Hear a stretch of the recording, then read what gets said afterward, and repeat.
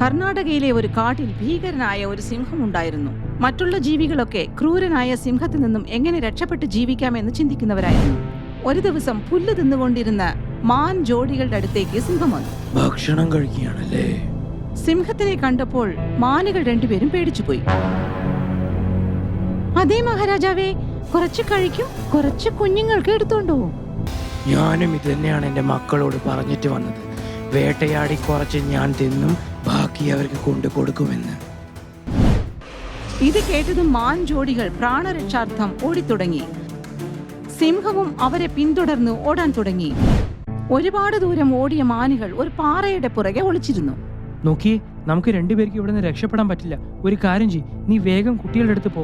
ഞാൻ എങ്ങനെയെങ്കിലും സിംഹരാജാവിനെ ഇവിടെ തടയാൻ നോക്കാം. പക്ഷേ സിംഹം നിങ്ങളെ കൊന്നുകളയും ചേട്ടാ. എനിക്കറിയാം, പക്ഷെ നീ നമ്മുടെ കുഞ്ഞുങ്ങളുടെ അമ്മയാണ്. കുട്ടികൾക്ക് ഇപ്പൊ അമ്മയാണ് വേണ്ടത്. നീ എങ്ങനെയെങ്കിലും രക്ഷപ്പെടാൻ നോക്ക്. എന്നെ കുറിച്ച് ചിന്തിക്കണ്ട. ഇല്ല, നിങ്ങളെ വിട്ട് ഞാൻ എങ്ങോട്ടും പോവില്ല ചേട്ടാ. നീ പോയേ പറ്റൂ. ഞാൻ പറയുന്നത് കേക്ക്. പോ, വേഗം പോ. നമ്മളെ കുട്ടികളെ രക്ഷപ്പെടുത്താൻ ഇത് മാത്രമേ ഒരു വഴിയുള്ളൂ. വേഗം ഈ കാട് വിട്ട് എങ്ങോട്ടെങ്കിലും പോയിക്കോ. പോ, ഡോണ്ട് വേസ്റ്റ് ടൈം.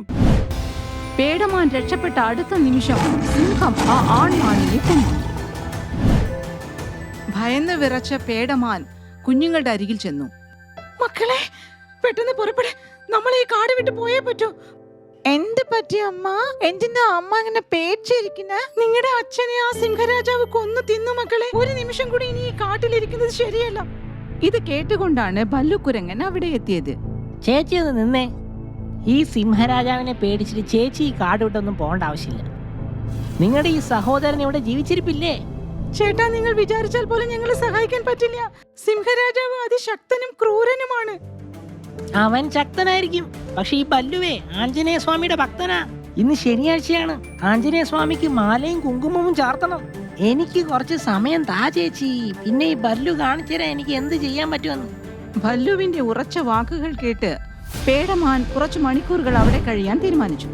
ആ സമയത്ത് ബല്ലു ആഞ്ജനേയ സ്വാമിയെ പൂജിക്കുകയായിരുന്നു. ഏകദേശം 1 മണിക്കൂറിന് ശേഷം കാട്ടുമൃഗങ്ങളൊക്കെ ഒരു സ്ഥലത്ത് ഒന്നിച്ചുകൂടി.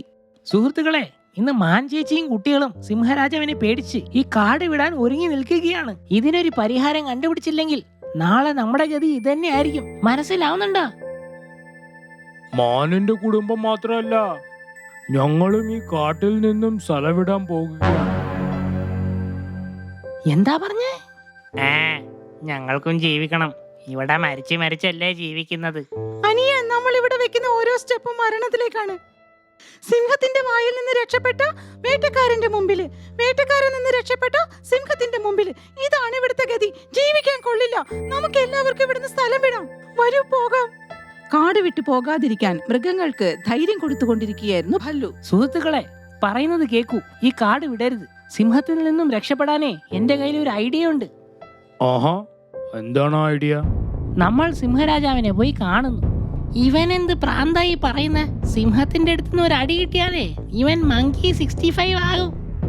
എടാ, നിന്റെ തലയിൽ എന്ത് പിണ്ണാക്കാണോ? ഞാനൊന്ന് പറഞ്ഞു കഴിയട്ടെ.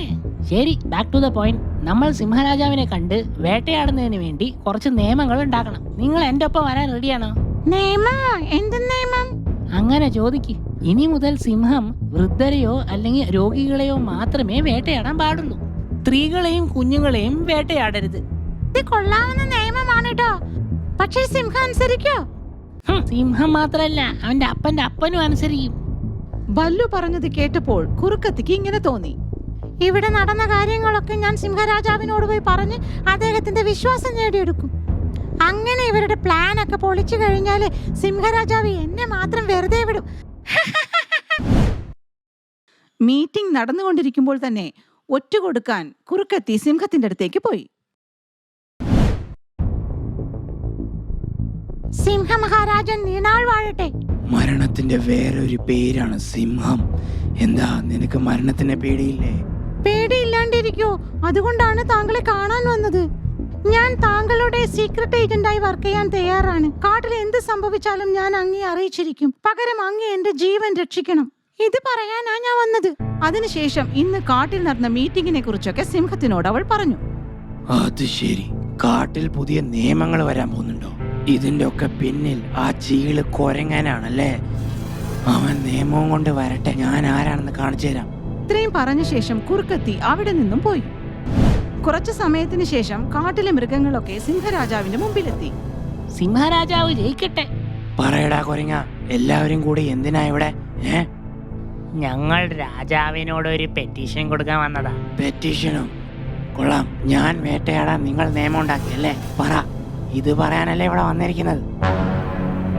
ഇപ്പോൾ നടന്ന മീറ്റിംഗിനെ കുറിച്ച് സിംഹരാജാവ് എങ്ങനെ അറിഞ്ഞു എന്നാലോചിച്ച് മൃഗങ്ങളൊക്കെ അന്യോന്യം നോക്കി ആശ്ചര്യഭരിതരായി. എന്ത് ഞെട്ടിയോ? ഇപ്പൊ നടന്ന മീറ്റിംഗിന്റെ കാര്യമൊക്കെ എനിക്കെങ്ങനെ അറിയാമെന്ന്? കുട്ടികളെയും പെണ്ണുങ്ങളെയും ഞാൻ വേട്ടയാടാൻ പാടില്ല എന്ന് നിങ്ങൾ നിയമം ഇട്ടു അല്ലേ? ഇതൊക്കെ എനിക്ക് വെറും പുല്ലാണ്. ഞാൻ ആരെ വേണമെങ്കിലും വേട്ടയാടും. ഇത് കേട്ടപ്പോൾ പല്ലുകുരങ്ങൻ എല്ലാ മൃഗങ്ങളെയും നോക്കി. പക്ഷെ അവിടെ കുറുക്കത്തി മാത്രം ഉണ്ടായിരുന്നില്ല. കുറുക്കത്തിയെ കാണാനില്ലല്ലോ. അപ്പൊ അവളാണ് സിംഹരാജാവിന്റെ ഒറ്റുകാരി.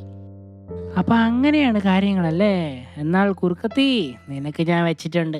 മഹാരാജാവേ, താങ്കൾക്ക് കിട്ടിയ ഈ ഇൻഫർമേഷൻ അപൂർണമാണ്. മനസ്സിലായില്ല. നിങ്ങൾ അതിബുദ്ധിമാനാണ്, പക്ഷെ ഞാനൊരു പൊട്ടനല്ല രാജാവേ. എനിക്കറിയാം ഇന്ന് മീറ്റിംഗിൽ നടന്ന എല്ലാ കാര്യങ്ങളും താങ്കളുടെ അടുത്ത് എത്തിച്ചത് ആ കുറുക്കത്തിയാണെന്ന്.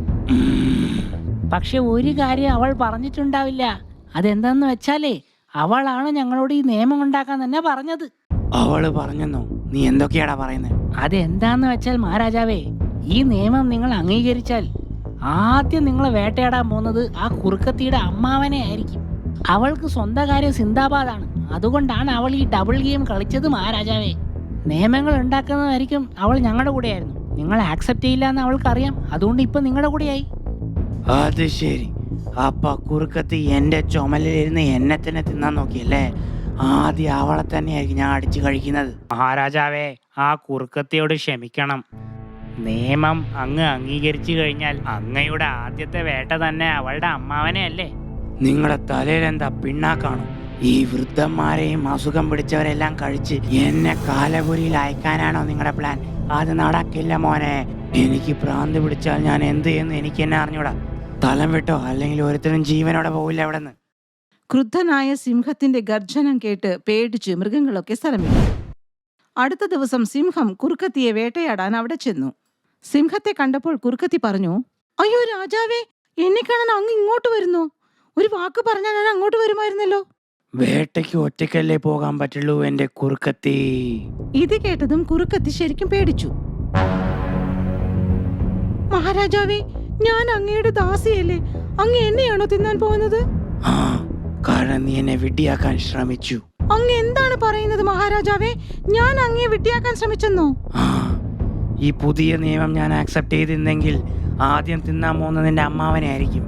അമ്മാവനെ രക്ഷിക്കാനല്ലേ നീ എന്റെ അടുത്ത് കള്ളം പറഞ്ഞത്? എനിക്കിനി ഒന്നും കേൾക്കണ്ട. ഞാൻ പറയുന്നതൊന്ന് കേൾക്കണം രാജാവേ. ഇല്ല, നിന്റെ ഒരു കാര്യം എനിക്ക് കേൾക്കണ്ട. സിംഹം കുറുക്കത്തിയെ കൊല്ലാനായി അടുത്തെത്തി. ഞാൻ പറയുന്നത് ദയവ് ചെയ്ത് കേൾക്കണം.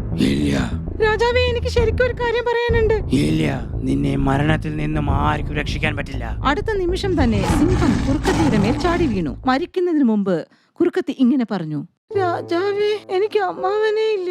പിന്നെ ആരെ രക്ഷിക്കാനാണ് ഞാൻ അങ്ങയോട് കള്ളം പറയേണ്ടത്? ഇത്രയും പറഞ്ഞു കഴിഞ്ഞപ്പോഴേക്കും കുറുക്കത്തിയുടെ ജീവൻ പോയി. ഇതും കൂടി കേട്ടതും സിംഹത്തിന് ദേഷ്യം തലയ്ക്ക് കയറി.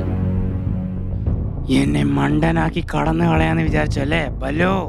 നീയാണ് എന്റെ അടുത്തേരാ. അവിടെ ബല്ലുകുരങ്ങന്റെ ചുറ്റും മൃഗങ്ങളൊക്കെ കൂടിയിരുന്നു. അപ്പോൾ ക്രൂരനായ സിംഹവും അവിടെ എത്തി. അവനെ കണ്ടപ്പോൾ എല്ലാവരും പേടിച്ചു. എനിക്ക് വേണ്ടി ചില വേട്ട നിയമങ്ങളെല്ലാം ഉണ്ടാക്കാൻ നിങ്ങൾ ആഗ്രഹിക്കുന്നു അല്ലേ? അതെ രാജാവേ. ഞാനും അത് തന്നെയാണ് ആഗ്രഹിക്കുന്നത്. ഇത് കേട്ടപ്പോൾ മൃഗങ്ങൾക്കൊക്കെ സന്തോഷമായി. അപ്പോൾ സിംഹരാജാവ് പറഞ്ഞു, പക്ഷേ എനിക്കൊരു കണ്ടീഷനുണ്ട്. നാളെ മുതൽ തന്നെ ഈ നിയമം നടപ്പിലാകും. പക്ഷെ അതിനു മുമ്പ് ഇന്ന് ഞാൻ വേട്ടയാടാൻ പോകുകയാണ് ഈ ബല്ലു കൊരങ്ങനെ. ഇത് കേട്ടതും മൃഗങ്ങളൊക്കെ ഭയന്നുപോയി. നിങ്ങൾക്ക് നിങ്ങളുടെ ജീവൻ വേണമെങ്കിൽ നിങ്ങൾ ഈ കൊരങ്ങനെ തനിച്ചാക്കിയിട്ട് ഇവിടെ നിന്ന് എത്രയും പെട്ടെന്ന് പോകണം. സിംഹരാജാവിന്റെ ആജ്ഞ കേട്ടതും പേടിച്ച മൃഗങ്ങളൊക്കെ അവിടെ നിന്നും പോയി. കൂട്ടുകാരെ, എന്നെ വിട്ട് പോകരുത്. എന്നെ ഇവിടെ തനിച്ചാക്കിയിട്ട് പോകരുത്. ഞാൻ പറയുന്നൊന്ന് കേക്ക്. ഈ സിംഹത്തിന് നമ്മളെല്ലാം ഒന്നിച്ചിരുന്ന ഒന്നും ചെയ്യാൻ പറ്റില്ല. പ്ലീസ് എന്നെ വിട്ട് പോകരുത്. ഞാൻ പറയുന്നൊന്ന് കേക്കൂ. ജീവനിൽ കൊതിയുള്ള മൃഗങ്ങൾ ആരും തന്നെ ഭല്ലുകുരങ്ങനെ ശ്രദ്ധിച്ചില്ല. അവർ പോയ ശേഷം ഭല്ലുവിനെ കൊല്ലാൻ സിംഹം അവന്റെ അടുത്തെത്തി. മരണം കൺമുമ്പിൽ കണ്ട ഭല്ലു സിംഹത്തിൽ നിന്നും രക്ഷപ്പെടാൻ അവിടെ നിന്നും ഓടിത്തുടങ്ങി. എന്റെ ആഞ്ജനേയ സ്വാമി, എന്നെ രക്ഷിക്കണേ, ഈ സിംഹത്തിന് വട്ടായേ, എന്നെ കൊല്ലാ വരുന്നേ സ്വാമി, എന്നെ രക്ഷിക്കണേ, ഞാൻ നിന്റെ നമ്പർ 1 ഭക്തനാണ്, എന്നെ രക്ഷിക്കണം പ്ലീസ്. ആപത്തിൽപ്പെട്ട നിന്റെ ഭക്തൻ നിന്നെ ആശ്രയിക്കുന്നു, പ്ലീസ്. എന്നിൽ നിന്നും നിന്നെ രക്ഷിക്കാൻ ആരും വരില്ലടാ, ഇൻക്ലൂഡിങ് യുവർ ആഞ്ജനേയൻ. ഓടിക്കൊണ്ടിരുന്ന ഭല്ലു കുരങ്ങൻ ആഞ്ജനേയ സ്വാമിയുടെ ക്ഷേത്രത്തിലെത്തി. എന്റെ ആഞ്ജനേയ സ്വാമി, നിന്റെ ഭക്തനേതാ ജീവന് വേണ്ടി കരയുന്നു, എന്നെ രക്ഷിക്കണം. എടാ, ഈ കല്ലൊന്നും നിന്നെ രക്ഷിക്കില്ല. നീ വേണമെങ്കിൽ എന്റെ കാല് പിടിച്ച് മാപ്പ് പറ. ചിലപ്പോ എനിക്ക് ദയ തോന്നി നിന്നെ ഞാൻ വെറുതെ വിട്ടേക്കാം. എന്തേ? എടാ അഹങ്കാരി, നീ ഭഗവാനെക്കാളും വലിയവനല്ല. ഞാൻ ഭഗവാനോടെ പ്രാർത്ഥിക്കുള്ളൂ. എന്റെ ആഞ്ജനേയ സ്വാമി, ഇന്ന് നിങ്ങൾ എന്റെ ജീവൻ രക്ഷിച്ചില്ലെങ്കിൽ നിങ്ങളുടെ മേലുള്ള വിശ്വാസം എല്ലാവർക്കും നഷ്ടപ്പെട്ടു പോകും. നിന്റെ അതിശയങ്ങൾ ഇവിടെ പ്രവർത്തിപ്പിക്കൂ, എന്നെ എങ്ങനെയെങ്കിലും രക്ഷിക്കൂ. ഭല്ലുകുരങ്ങനെ കൊല്ലാൻ സിംഹം അവന്റെ അടുത്തേക്ക് പോയി. അപ്പോൾ മൂർത്തിയിൽ നിന്നും ആഞ്ജനേയ സ്വാമി പ്രത്യക്ഷമായി. ബല്ലു, ഞാനിരിക്കുമ്പോൾ നീ എന്തിനാണ് പേടിക്കുന്നത്? ഭഗവാനെ കണ്ടപ്പോൾ ഭല്ലുകുരങ്ങന് സന്തോഷമായി. ഭഗവാനെ കണ്ട സിംഹം ജീവൻ രക്ഷിക്കാൻ അവിടെ നിന്നും ഓടിത്തുടങ്ങി. എന്നിൽ നിന്നും എവിടേക്കാണ് ഓടി ഒളിക്കുന്നത് എന്റെ സിംഹമേ? ബല്ലു, ഇനി നീ ആരെയും പേടിക്കരുത്, ഞാനുണ്ട് നിന്റെ കൂടെ. Thank you Anjaneya Swami, thank you very much. കുറച്ചു സമയത്തിന് ശേഷം ഭല്ലുകുരങ്ങൻ എല്ലാ മൃഗങ്ങളെയും അവിടേക്ക് വിളിച്ചു. ആ സമയം നോക്കി ആഞ്ജനേയ സ്വാമി മാത്രം അവിടെ വന്നിട്ടുണ്ടായിരുന്നെങ്കിൽ എന്റെ കാര്യം കട്ടപ്പോകെയായനെ. നിങ്ങളുടെ എല്ലാം നന്മയ്ക്ക് വേണ്ടിയിട്ടാണ് ഞാൻ ലീഡറായത്. നിങ്ങളൊക്കെ കാല് വരുന്ന കൂട്ടരാണെന്ന് ഞാൻ അറിഞ്ഞിരുന്നെങ്കിൽ ഞാൻ ഈ പണിക്ക് വരുവേയില്ലായിരുന്നു. എടോ ബല്ലു ചങ്ങായി, ഞങ്ങളോടൊന്ന് ക്ഷമിക്കടാ. ഇനി ഞങ്ങളോട് മാപ്പാക്കടാ. ഇനി മുതൽ നീയാണ് ഞങ്ങളുടെ ലീഡർ. അതെ, ഇനി ഒരിക്കലും നിന്നെ ചതിക്കില്ല. ഈ കാട്ടിലെ പ്രശ്നങ്ങളെ നേരിടാൻ ഞങ്ങളെല്ലാം നിന്റെ ഒപ്പം നിൽക്കും. ചിൽ ഗൈസ്, ചിൽ. നിങ്ങൾ ഈ ചന്തു ആകാതിരുന്നാ മതി, അത്രേ ഞാൻ ആശയപ്പെടുന്നുള്ളൂ. ചന്തുവോ? അത് ഏത് ചന്തുവാണ് സുഹൃത്തെ? ചതിക്കാത്ത ചന്തു, നമ്മുടെ മമ്മൂക്കയല്ല, ജയസൂര്യയുടെ ചതിക്കാത്ത ചന്തു. എന്തെങ്കിലും മനസ്സിലായോ? ഭല്ലുകുരങ്ങന്റെ വാക്കുകൾ കേട്ട് അവരൊക്കെ ചിരിക്കാൻ തുടങ്ങി. അന്നു മുതൽ ഭല്ലുകുരങ്ങനെ അവരൊക്കെ തങ്ങളുടെ തലവനായി അംഗീകരിച്ചു. മൃഗങ്ങൾ സന്തുഷ്ടരായി. ഞങ്ങളുടെ വീഡിയോസ് എല്ലാം നിങ്ങൾക്ക് ഇഷ്ടപ്പെട്ടെങ്കിലേ ഈ ചാനലിന് സബ്സ്ക്രൈബ് ചെയ്യാൻ മറക്കരുത് കേട്ടോ. വേറൊരു കാര്യം, വീഡിയോ ലൈക്കും ഷെയറും ചെയ്യണം. ചെയ്യില്ലേ?